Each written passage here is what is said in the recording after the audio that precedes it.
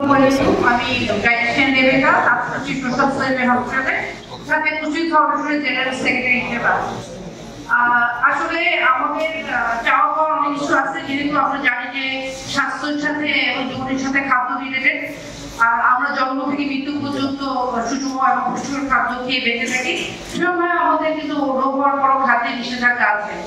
আমি এখানে ডাক্তার বেশিরভাগ জানাচ্ছেন ডাক্তার, তাদেরকে তারা যেমন আমাদেরকে সম্মান করে এবং তাদের সাথে আমাদের কিছুটা বিরোধিতাও থাকে, কারণ আমাদের পেশার কিছুটা জিনিস তাদের মধ্যে চলে যায় বলে কিছুটা বিরোধিতাও আমরা করি। তো আজকে যে বিষয়টা যে স্বাস্থ্য সংস্কার, এই জায়গাটা আমি বলতে চাই যে বৈষম্যবিরোধী আন্দোলনে আপনারা সরাসরি আমাদের মুসলিমদের পক্ষ থেকে আন্দোলনে যখন গিয়েছিলাম, আমরা বিভিন্ন গভর্নমেন্ট হসপিটালগুলোতে ফ্রি পুষ্টি সেবাটা দিয়েছি।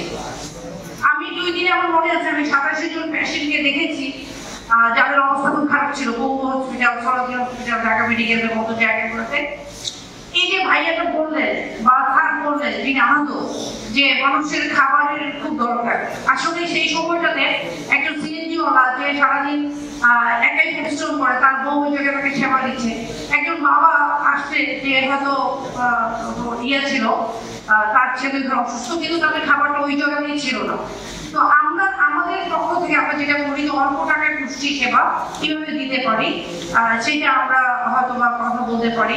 আমরা যেহেতু গভর্নমেন্ট হসপিটালগুলোতে আছি বা নন গভর্নমেন্ট হসপিটাল যেখানে আছে না কেন কমিউনিটি সেক্টরে, আমার সরকারের কাছে আবেদন হচ্ছে যে প্রতিটা সেক্টরে পুষ্টির নিয়ম দেওয়া এবং আমাদের মাধ্যমে মানুষকে সেবা পৌঁছে দেওয়া সুস্বাস্থ্যের জন্য, যেটা হচ্ছে পুষ্টি রিলেটেড।